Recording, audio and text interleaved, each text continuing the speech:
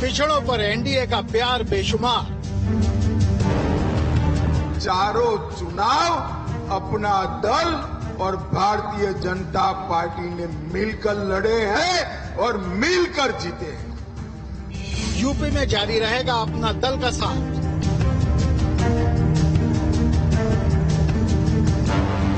तो 2024 में भी अपना दल भारतीय जनता पार्टी और निषाद राज पार्टी को जिताने का काम करना है।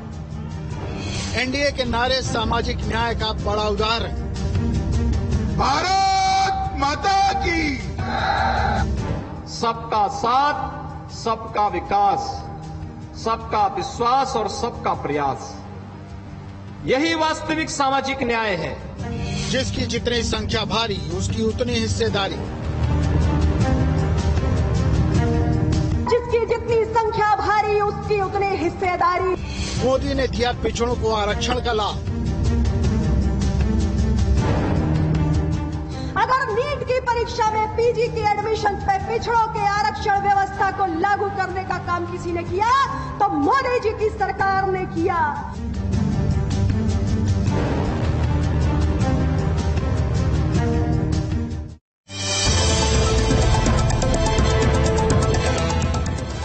रविवार को लखनऊ में आयोजित अपना दल के संस्थापक डॉक्टर सोनेलाल पटेल की जयंती समारोह पर जन स्वाभिमान दिवस पर केंद्रीय गृह मंत्री अमित शाह की मौजूदगी बताने के लिए काफी थी कि पटना में विपक्षी की एकजुटता का जवाब देने के लिए एनडीए तैयार है और अब उसकी नजर पीडीए के पी पर टिकी है।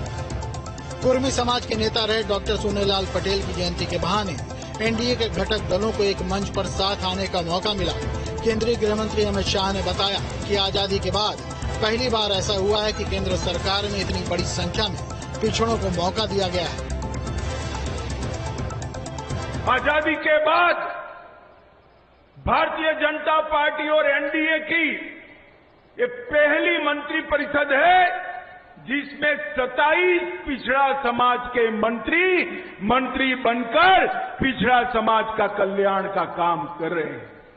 ये पहली बार सबसे ज्यादा पिछड़ा समाज के, आदिवासी समाज के और दलित समाज के सांसद किसी गठबंधन में चुनकर आए हैं तो वो एनडीए के गठबंधन में चुनकर आए।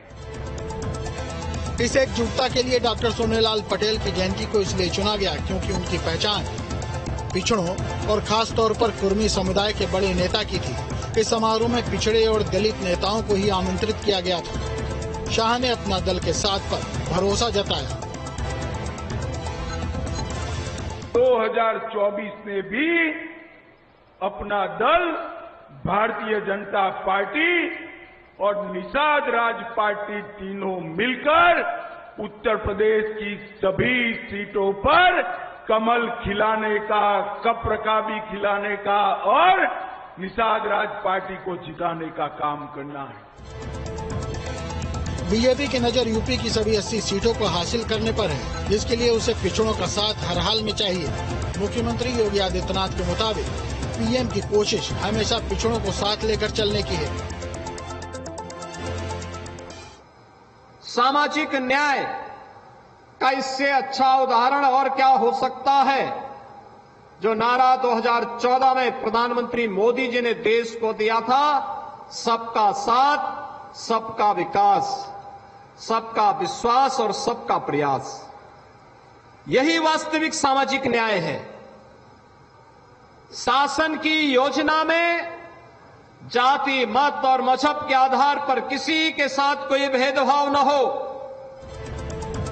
उत्तर प्रदेश में यादवों के बाद पिछड़ों में सबसे ज्यादा कुर्मी मतदाता हैं, जिन पर अपना दल की अच्छी पकड़ है।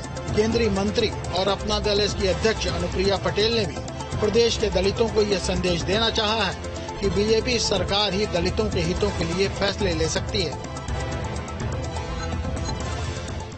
पिछड़ा वर्ग आयोग को संवैधानिक दर्जा देने का काम अगर किसी ने किया तो माननीय प्रधानमंत्री श्री नरेंद्र मोदी जी की सरकार ने किया। अगर नीट की परीक्षा में पीजी की एडमिशन पे पिछड़ों के आरक्षण व्यवस्था को लागू करने का काम किसी ने किया तो मोदी जी की सरकार ने किया। अगर सैनिक स्कूल, नवोदय विद्यालय पिछड़ों के बच्चों के लिए प्रवेश में आरक्षण लागू करने का काम किसी ने किया तो मोदी जी की सरकार ने किया। अनुप्रिया ये बताना नहीं भूली कि उनके पिता सोनेलाल पटेल का नारा था कि समाज में संख्या के हिसाब से सभी की हिस्सेदारी और जिम्मेवारी होनी चाहिए। डॉक्टर सोनेलाल पटेल जी ने आजीवन लोकतंत्र के सभी स्तंभों में न्यायपालिका, विधायिका, कार्यपालिका और यहाँ तक कि चौथा स्तंभ मीडिया, उसमें पिछड़े, दबे कुचले, वंचित समाज के प्रतिनिधित्व की बात की। उन्होंने सदैव जिसकी जितनी संख्या भारी उसकी उतनी हिस्सेदारी, जिसकी जितनी हिस्सेदारी उसकी उतनी जिम्मेदारी के मूल मंत्र पर चलकर अपना दल को आगे बढ़ाने का काम किया। उत्तर प्रदेश में बीजेपी में पिछड़े समाज के नेता के तौर पर डिप्टी सीएम केशव प्रसाद मौर्य का नाम हमेशा आगे रहा है। पिछड़े समाज में उनकी गहरी पैठ के कारण ही हारने के बावजूद उन्हें डिप्टी सीएम बनाया गया था। मौर्य पिछड़े समाज से अपील कर रहे हैं मोदी को तीसरी बार पीएम बनाने की।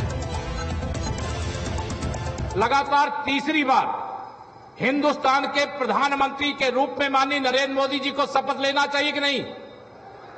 दोनों हाथ उठा बताइए, लेना चाहिए कि नहीं लेना चाहिए?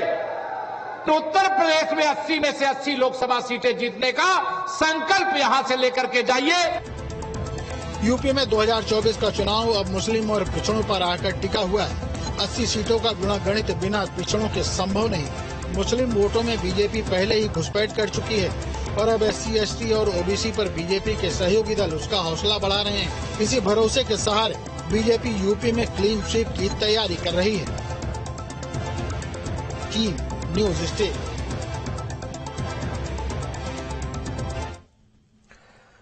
तो अपना दल एस के कार्यक्रम में खुद गृह मंत्री अमित शाह मौजूद थे और उनकी मौजूदगी ने यह साफ कर दिया कि बीजेपी पिछड़े वोटर्स को आने वाले वक्त में भी साथ लेकर के चलना चाहती है। तो बीते कुछ वक्त में आखिर पिछड़े वोटर्स की जो अहमियत है वो कितनी बड़ी है, जरा इसे भी समझते हैं और यह भी समझते हैं कि यादवों के अलावा किन पिछड़े वोटर्स पर बीजेपी को भरोसा है।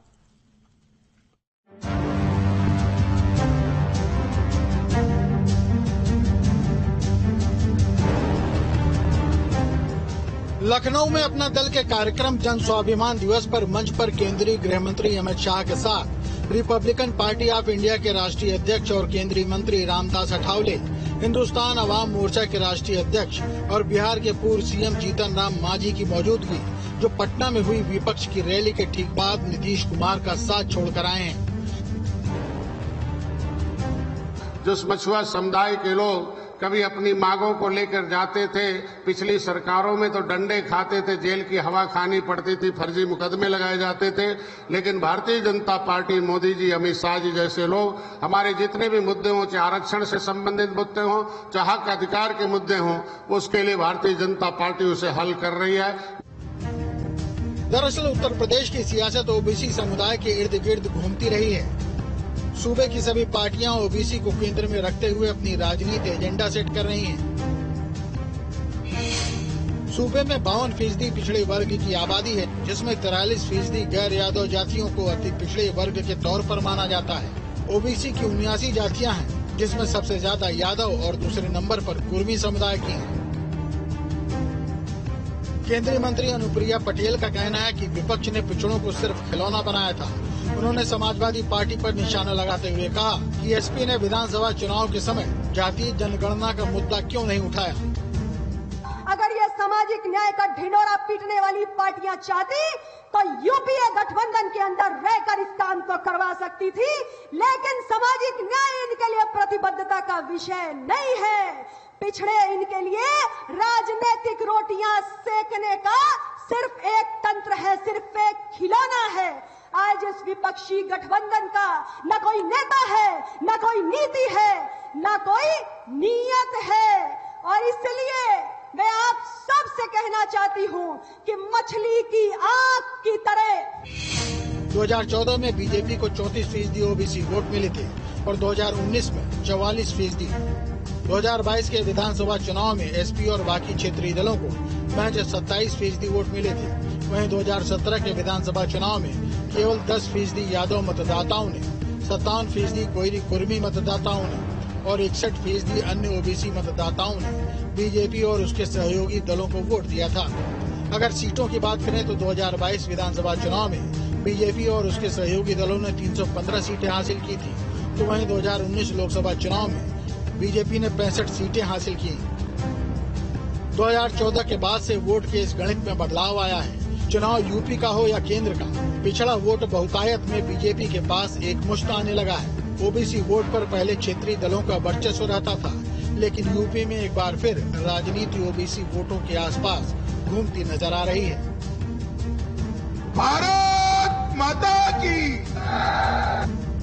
Team news state.